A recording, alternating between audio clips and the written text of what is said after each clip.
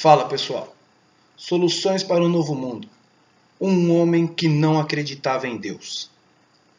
Bom, eu quero começar essa reflexão apresentando-lhes um médico. Um homem que era bem sucedido na vida, um cirurgião bem conceituado, um homem bem conhecido e respeitado na área em que atuava, na sua área de medicina. Ao passar do tempo, já cansado pelo peso da idade, ele resolveu se mudar para uma cidadezinha do interior, ele e a sua esposa, para terminar os seus dias em paz e sossegado. Esse homem era um homem ateu, convicto das suas ideias, não tinha uma religião definida e achava que, por ser um humanista, ele acreditava que o homem era apenas uma representação do próprio homem e que não precisava de nada externo, não acreditava em nada fora da sua realidade carnal para viver bem, para ser bem-sucedido, como era até então. Um homem abastardo, tanto de dinheiro quanto de bens, gozava de boa saúde, ele e a sua esposa, nunca teve nenhuma preocupação que fosse além do seu raciocínio lógico, e pessoal. Pois bem, quando ele se mudou para esse interior, ele comprou, claro, uma casa muito grande, muito bonita, e na parte de baixo da casa, ali no térreo, no subsolo, ele construiu uma grande farmácia, onde ele prestava serviços ali para vilarejos da região, as pequenas cidades e a cidadezinha onde ele morava, ali o vilarejo onde ele morava. O tempo foi passando, ele atendia as pessoas ali durante o dia, trabalhava sempre meio período, porque já estava velho, cansado. Porém, em uma certa noite, estava uma tempestade daquelas assombrosa mesmo. E já era por volta de 2 horas da madrugada, quando ele ouviu um barulho muito forte de alguém que batia em sua porta. Dau, dau, dau, dau, dau, dau, dau, dau, sem parar. Ele levantou um pouco irritado por causa do frio, por causa da chuva, e desceu correndo as escadas e foi lá e abriu a porta.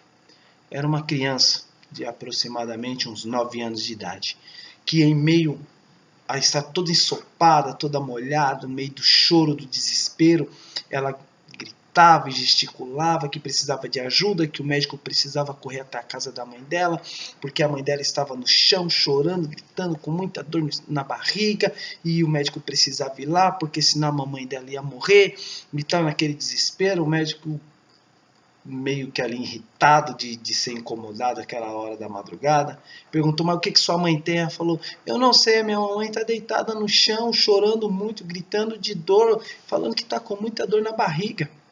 Aí o médico pegou, um pouco meio sem paciência, foi até uma prateleira da farmácia, catou um vidro com um determinado remédio, falou para ela assim: leve isso aqui lá para sua mãe, dê a ela, e se a barriga não melhorar pela manhã, pede para ela ir no hospital ou retornar aqui para me passar uma nova medicação.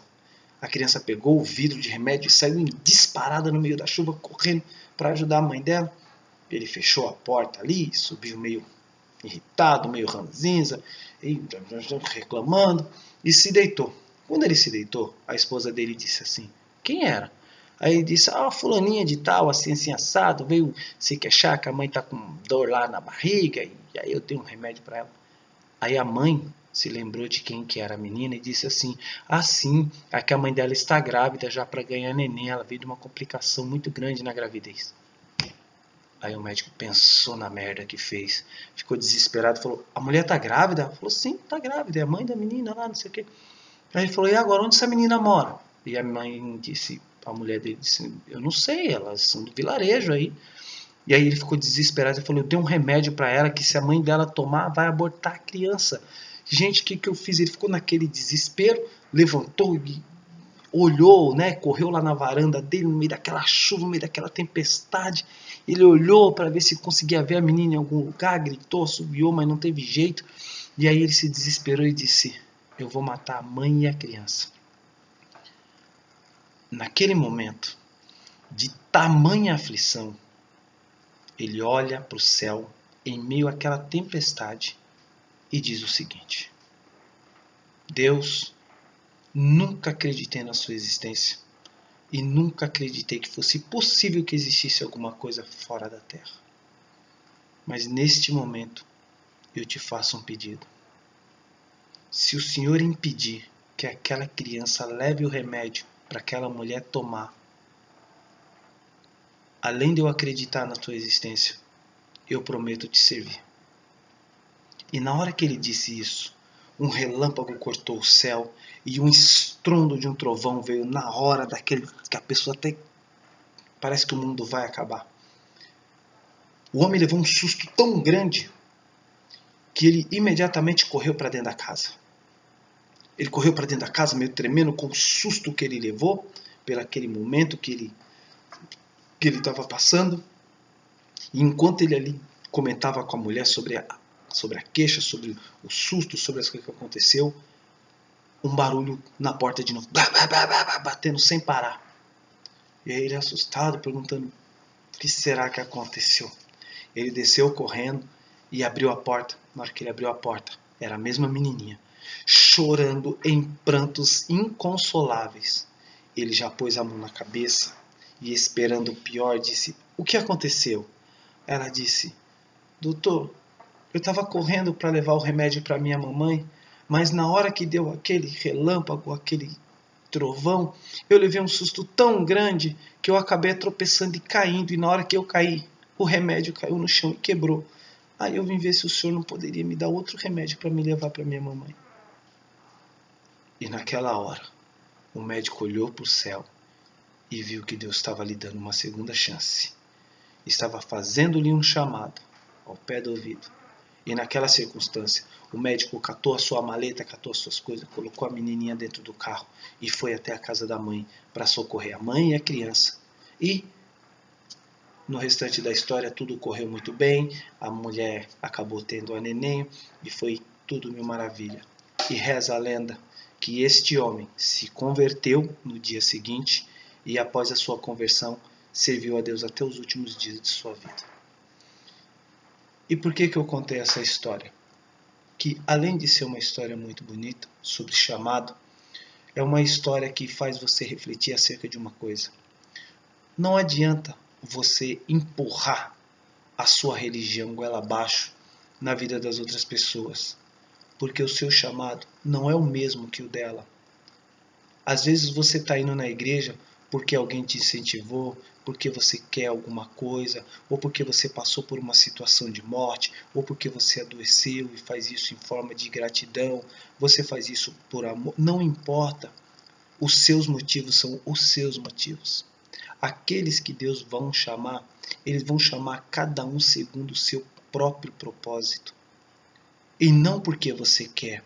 Não é você que convence, não é você que converte, não é você que batiza, não é você que salva. Será que você consegue entender isso sem endurecer o seu coração? Uma vez eu me fiz esse questionamento.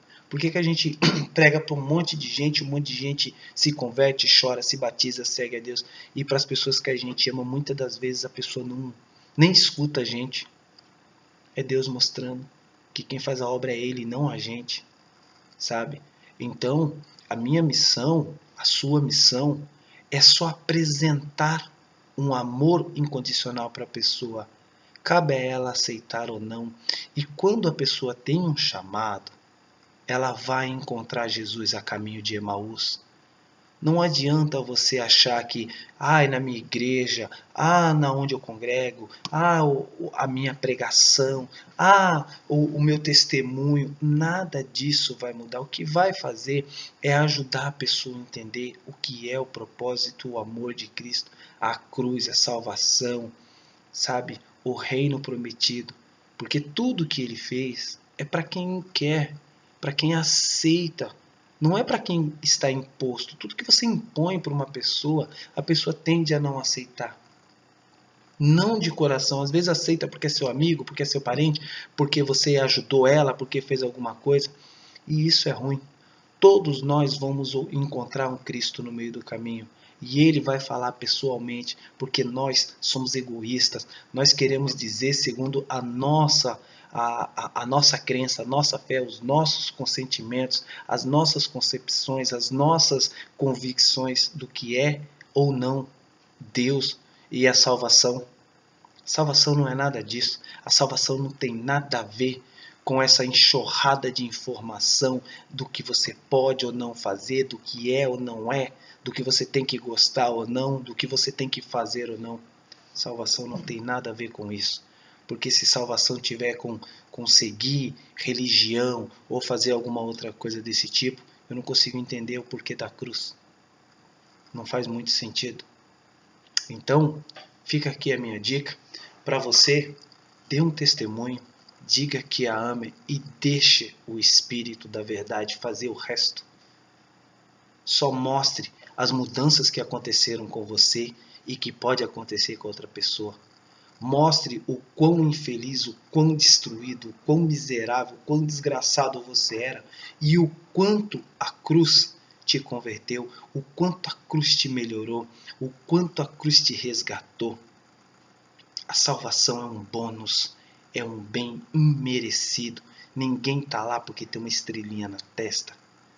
Para que você não caia no ostracismo e você não caia no erro de chegar amanhã e depois, quando você for prestar conta no último dia e Cristo dizer assim: aparte de mim, eu não vos conheço. Porque se você faz isso por própria conta, você corre o risco de ouvir Jesus falar isso de você. Então, se você tem um chamado, se você ouviu no pé do ouvido Jesus te chamando, segue e fala: Ele me chamou, Ele vai te chamar, Ele tocou no meu coração, vai tocar no seu coração, Ele fez uma obra na minha vida, vai fazer na sua também. Seja um exemplo, seja a luz, seja um testemunho verdadeiro da verdade e não da verdade do que as pessoas acham que é. Da verdade limpa de um Cristo que salva incondicionalmente, não pede nada, não exige nada, não põe fardo nas costas das pessoas dizendo que você tem que servir, você tem que fazer isso, isso, aqui, isso, isso. Não. Vinde após mim, vós que estáis cansados e sobrecarregados, e eu vos aliviarei. Aprendei de mim, que sou manso e humilde de coração. Este é o verdadeiro, este é o bom pastor, que não só dá como deu a vida por nós. Soluções para um novo mundo. Saúde, sucesso a todos. Paz e graça na vida de vocês. Bem? Fui.